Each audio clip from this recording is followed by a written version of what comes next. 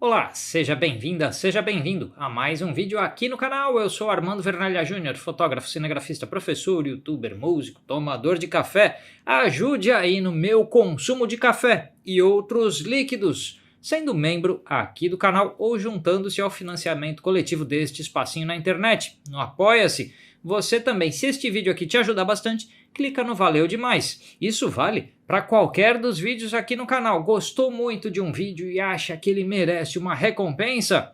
Manda aí um Valeu Demais. Tem um botãozinho aqui embaixo do vídeo no YouTube. Também o Seja Membro, também lá no Apoia-se. E você pode comprar os meus cursos. Eu digo sempre que, comprando um novo equipamento fotográfico, você se torna proprietário ou proprietária de um novo equipamento fotográfico, enquanto que adquirindo cursos, ou seja, adquirindo conhecimento, também não adianta só adquirir o curso, tem que adquirir, estudar, praticar, treinar, tudo mais, mas adquirindo cursos e praticando, estudando, treinando e tudo mais, você se torna melhor fotógrafo ou fotógrafa. Então compre os meus cursos, dá uma chegada lá no meu site que tem toda a informação. Vamos lá, gente, uma pergunta que eu recebo muito. Qual a sua opinião sobre as lentes escuras que a Canon anda lançando? Eu reuni tudo numa pergunta só, porque já perguntaram da RF 15 a 30mm, da RF 24 a 105mm, da 100-400, porque a RF 15 a 30 ela é 4.5, 6.3 de abertura. A 24-105, 4 a 7.1 de abertura. A 100-400, 5.6 a 8. Tem a 600 e a 800mm, que são f11. Então, recebi algumas perguntas sobre o que eu penso sobre essas lentes, especialmente no sentido dessas aberturas, porque são lentes escuras, são lentes aí mais fechadas do que 5.6 de diafragma. O que eu penso disso? E eu não tenho um pensamento homogêneo sobre todas elas, eu tenho algumas coisas a dizer, então vamos lá a elas. Uma por uma dessas, não são todas, mas algumas que eu acho que são emblemáticas. Então vamos começar pela RF 15 a 30mm, 4.5 a 6.3 IS STM. Essa é uma lente que pesa 390 gramas. Custa $550, arredondando eu falo os preços em dólar, porque no Brasil o preço flutua com as variadas condições aí da cotação do dólar, da economia, do não sei o quê. Assim sendo, não adianta eu falar o preço em reais, porque amanhã, depois que eu gravei isso, entre gravar, editar, publicar e você assistir, pode ter mudado tudo. Assim, $550. Preço no Brasil multiplica aí por entre 7 e 10 esse valor e você tem o preço Brasil. É uma lente, então, se eu parar para pensar, quantas super grande angulares full frames a gente tem no mercado? 15 a 30mm, porque existem as 16-35, 17-40, que são aí anteriores, são para DSLR, porque essa é uma lente de mirrorless, uma lente nova. Quantas lentes existem no mercado nessa faixa? Existem lentes da Sigma, da Tokina, da Tamron. O que temos no mercado e como isso se compara? Então vamos lá. Essa lente não pesa nem 400 gramas e custa $550.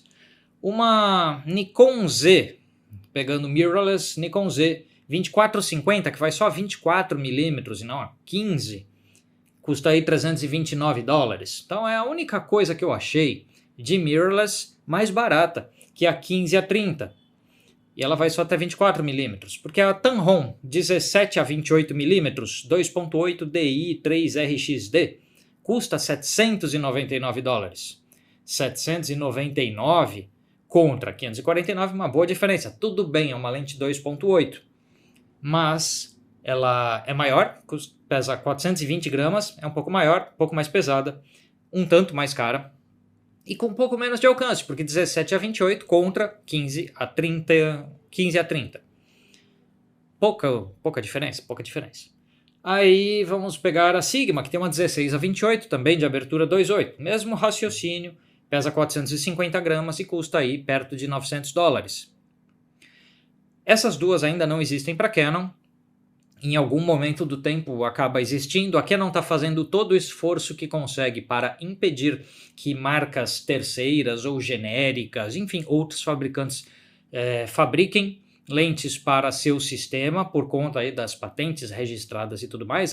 Não sei quantos motivos comerciais para isso e não é o assunto deste vídeo, mas em algum momento Sigma, Tokina, Tamron irão lançar lentes autofoco para Canon RF, eles vão chegar em algum acordo em algum momento, mas não temos.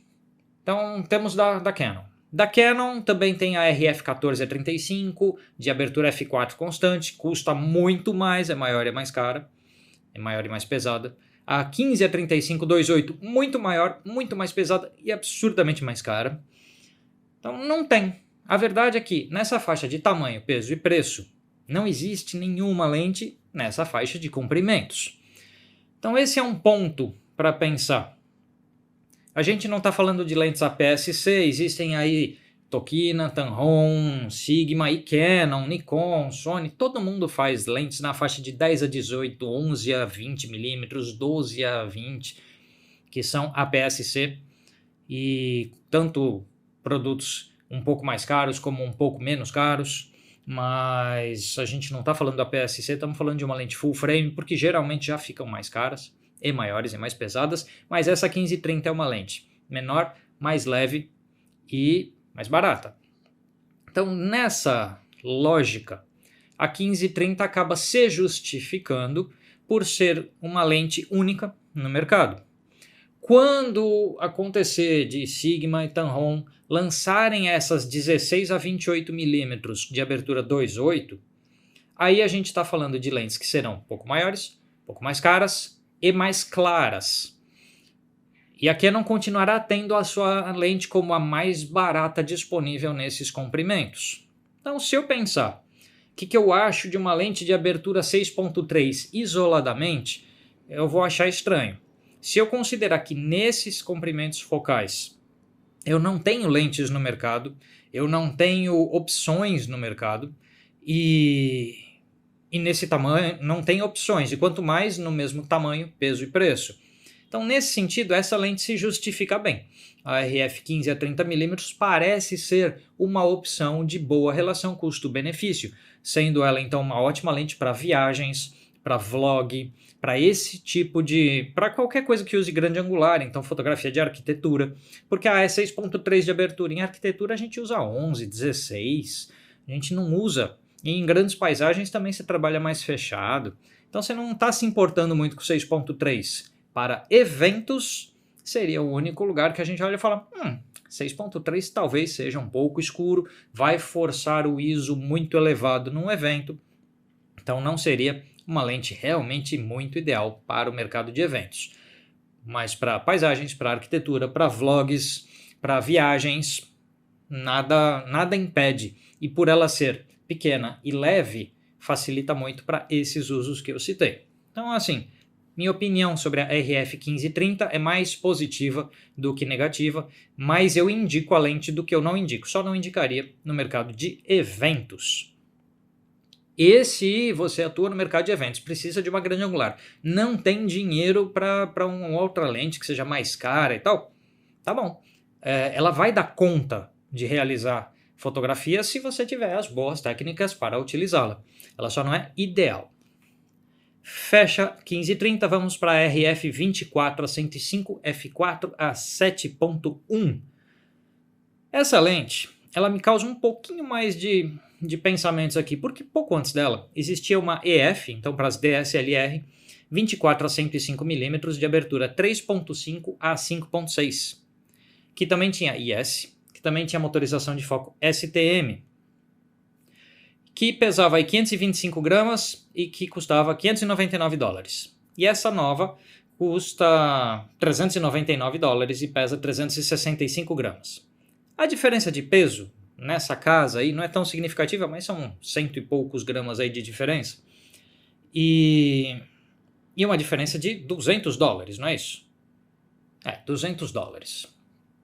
E aí a gente pensa, ok, a Canon fez uma lente que é um pouco menor, um pouco mais leve, com o mesmo alcance, 24 a 105mm, com os mesmos recursos, ou seja, com o IS e com o foco STM, mas que no fim dela, em 105mm, ela é 2/3 de ponto, 2/3 de valor de exposição mais escura, que são 7.1, 5.6 contra 7.1.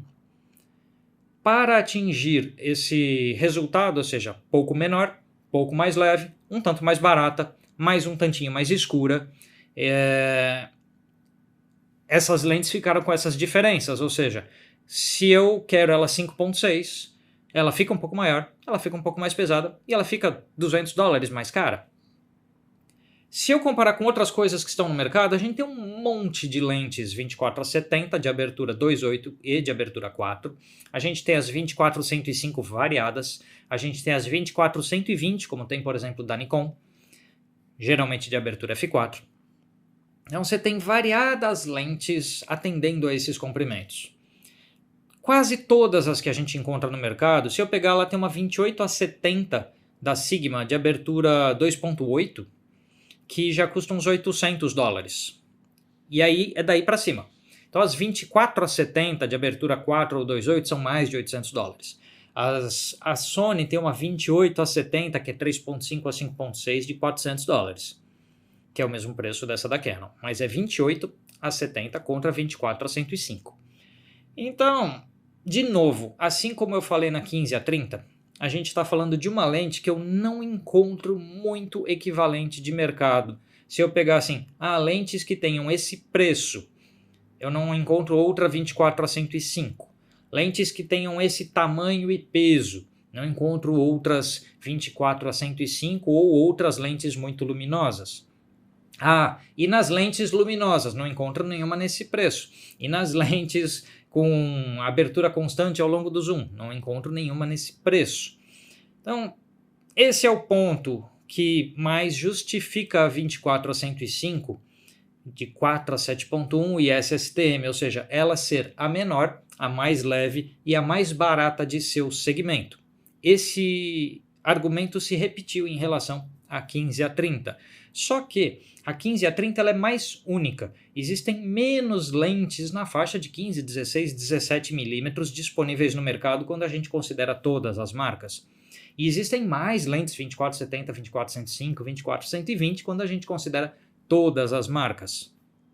Existiu uma lente da Canon da linha EF que era 3.5 a 5.6. Assim, eu acredito que a Canon poderia ter evoluído aquela lente da linha EF, que era 24-105, 3.5 a 5.6, que não foi um sucesso comercial, não foi, muitos usuários optavam por comprar uma lente da série L, a 24-105 f4L usada, para não comprar nova, a 24-105 que não era da série L. Então ela não é um grande sucesso comercial, mas eu acredito que se a Canon trabalhasse em cima daquele projeto, para tentar torná-la um pouco menor, um pouco mais leve, mantendo a abertura, mesmo que mantendo o preço, eu acredito que ela poderia, porque ainda ia custar metade de uma série L RF, que ela poderia ser um produto mais competitivo. Porque quando eu penso numa lente de viagens, 24 a 105mm são bons comprimentos. Mas as grandes paisagens, os grandes lugares arquitetônicos, como museus, parques e tudo mais, pedem mais a 15 a 30 do que a 24 a 105. Já quando eu penso no grande mercado de 24 a 105, reportagens, eventos, documentários, porque a zoom de uso geral, ela apela menos para um fotógrafo de arquitetura, menos para o grande paisagista e mais para esse uso geral. Aí, nesse uso geral, o profissional de eventos, como ele é profissional, ele extrai o rendimento dele da fotografia, ele já pode pensar, vou fazer um esforço e vou comprar uma série L. Ou vou ficar com aquela antiga EF usando o adaptador, porque ela me dá esse um ponto a mais de luz, é 2/3 de ponto na verdade, e isso economiza 2/3 de ponto no ISO e um tanto de ruído de imagem, economiza 2/3 de ponto no tempo de exposição e evita uma foto tremida com as pessoas que se moveram. De novo, é uma lente que eu não recomendo. Eu recomendo ela para uso geral? Até sim, mas não recomendo ela tanto para fotógrafos que vão fazer retratos ou ensaios, um público às vezes de 24-70, 24-105, por conta do fundo de imagem mais poluído que uma abertura 7.1 vai gerar. porque acaba tendo muita definição no fundo da imagem. Enquanto que uma lente f4 ou 2.8 você consegue um desfoque de fundo, um isolamento de personagem um pouco mais interessante para um retrato, um pouco mais interessante para um ensaio, um pouco mais interessante para um evento onde você quer tirar aquele fundo poluído de um evento e você pode usar o desfoque como linguagem para isso. Então a 24-105, que dá uma chegada no review aqui no canal. Eu acho que ela é uma lente suficiente para atender trabalho, se é o que a sua verba alcança? Sim. Suficiente para ser uma boa lente companheira de viagens e uso geral? Sim. Mas eu vejo mais usos na 15 a 30 milímetros e mais justificativa para ela, para muita gente, do que a 24-105 com essa abertura de 7.1 no 105 milímetros.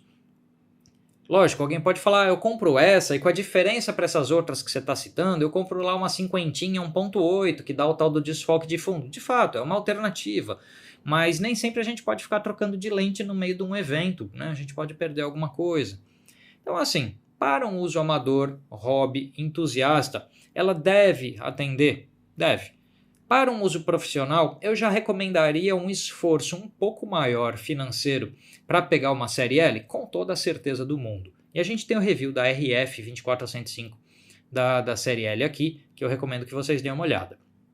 Então assim, se eu pensasse numa nota de 0 a 10 ou de muito que eu indico mesmo, até não indico mesmo, a RF 15 a 30 foi mais bem indicada, a RF 24 a 105 ela é um pouco menos, mas de novo, ela é a lente mais barata, menor, mais leve deste grupo de hipóteses nesses comprimentos. Fecha a 24 a 105, vamos olhar um pouco a 100 a 400 de abertura 5.6 a 8. Lembrando que a gente tinha variadas lentes 70 a 300 em 300mm com abertura 5.6. E a gente tem algumas lentes 100 a 400mm no mercado de aberturas variadas.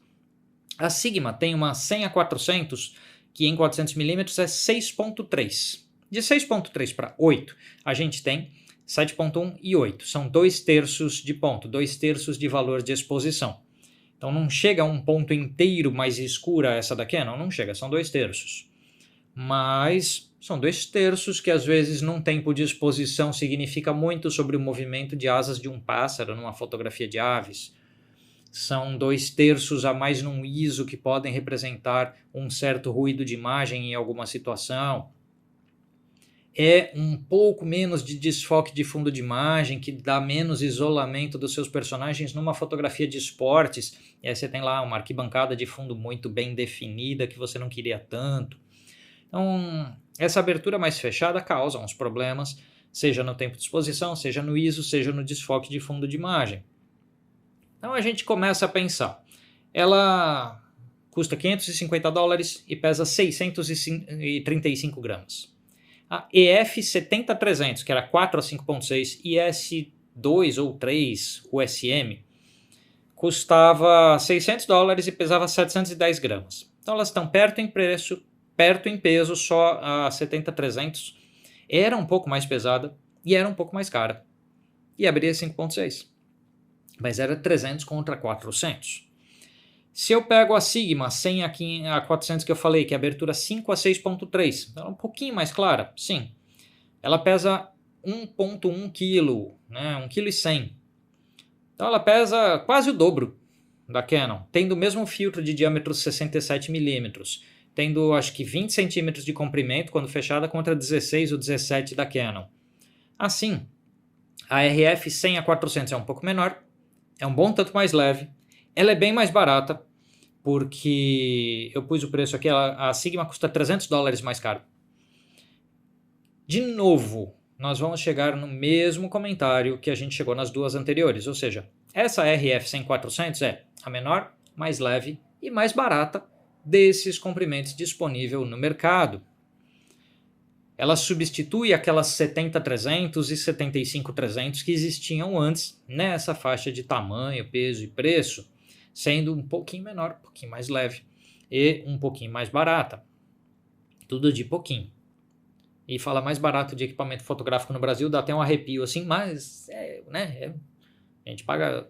Quando eu gravo este vídeo, estamos pagando 5 para 1 na moeda Então, o que dirá, né, o frete, que é mais caro para cá, seguro de carga, que é mais caro para cá, entre outros problemas, né?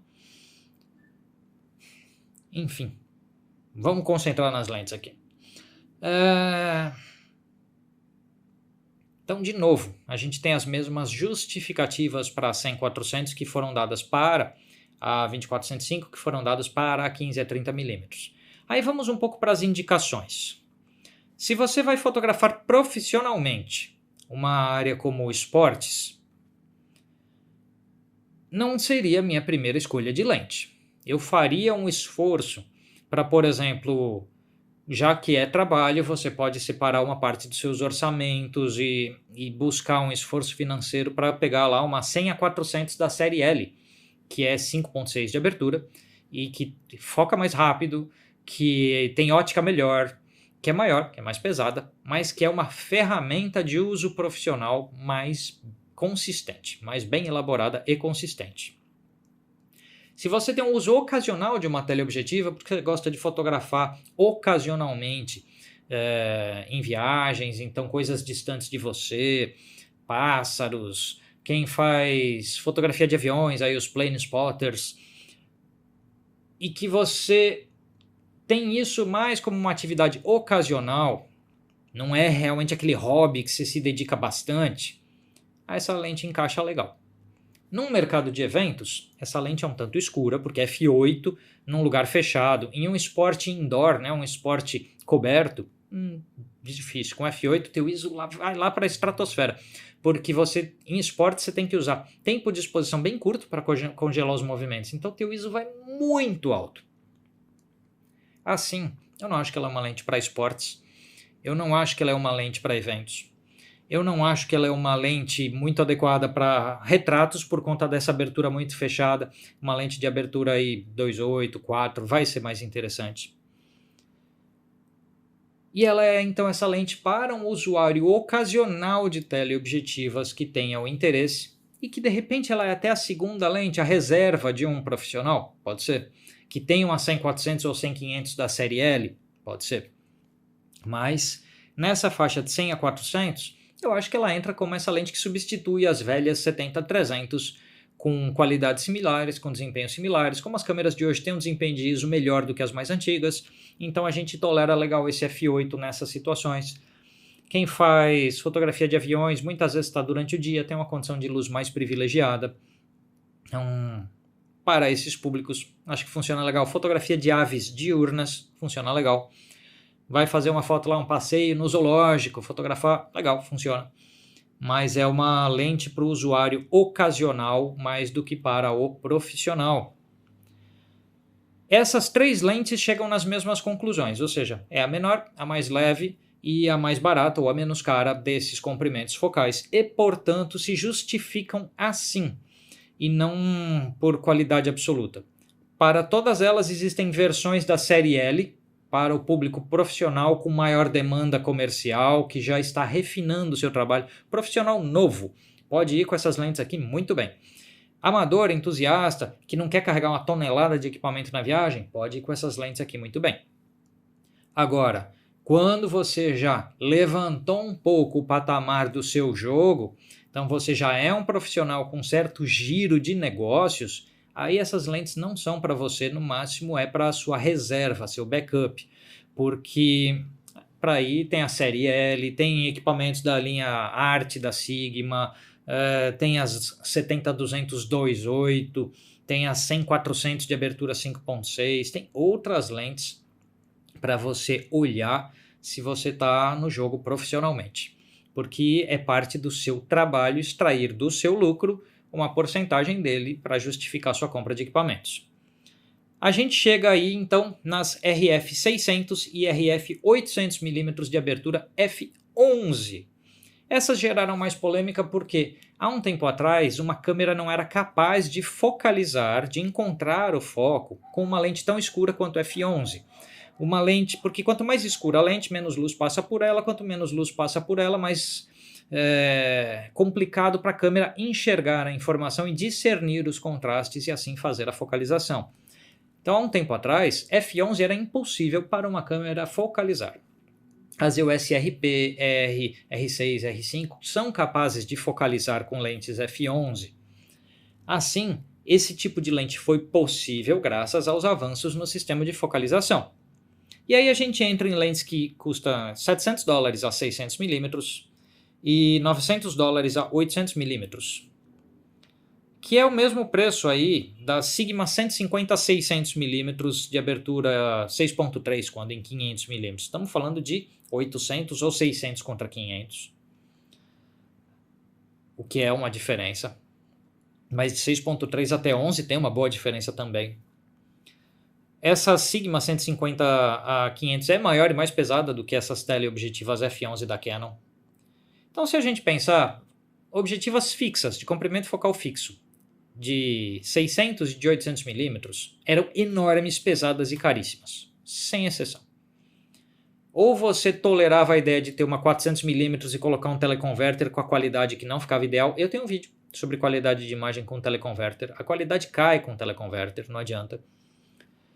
Então essas lentes, elas entram de novo pela questão do ineditismo. Não tem nenhuma 600mm mais barata e menor no mercado. Não tem nenhuma 800mm mais barata e menor no mercado. Existem essas lentes espelho, as lentes reflex, que não tem autofoco. Então assim, lente com autofoco, com IS, nesses comprimentos focais, nesses tamanhos, você não tem. Então aqui não conseguiu certos ineditismos. E aí de novo, para quem faz uma observação de aves, uma fotografia de aviões, uma fotografia ocasional de vida selvagem que não é a sua profissão, ou para uma trilha super longa que você não quer carregar uma tonelada de peso e precisa de uma lente mais leve e vai fotografar em boas condições de luz para justificar f11. Aí dá, tudo bem. Então o que eu penso dessas lentes todas? É que depende das suas necessidades, das suas condições, das suas técnicas, do tamanho do seu bolso e tudo mais. Em comum, todas elas têm o fato de, nas suas categorias, serem as menores, mais leves e mais baratas ou menos caras opções. Então você não tem uma opção que iguale esses fatores. Então você tem lente mais clara? Tem, e é mais cara? Também. Tem lente mais clara? Sim, e é maior e mais pesada? Sim. Então você sempre vai escapar fatores. Então com iguais tamanhos, pesos, preços, você não tem. E aí elas são meio escuras? São. Tem lentes mais claras? Tem, mais caras.